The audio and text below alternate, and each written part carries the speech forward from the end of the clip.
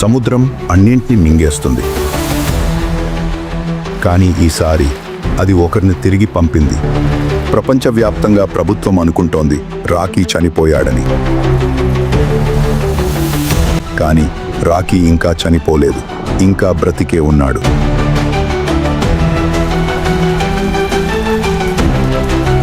రాకీని కాపాడేందుకు అతనికన్నా పెద్ద గ్యాంగ్స్టర్ వచ్చాడు. అతనే రాకీని సముద్రపు లోతుల్లోంచి వెతికి తీసుకువచ్చాడు.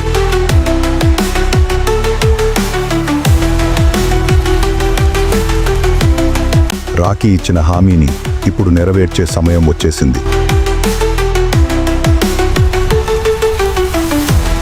ఇప్పుడు ఇద్దరూ కలిసి రామికా సేన్ పాలిస్తున్న ఆ సల్తనత్ను ధ్వంసం చేస్తారు.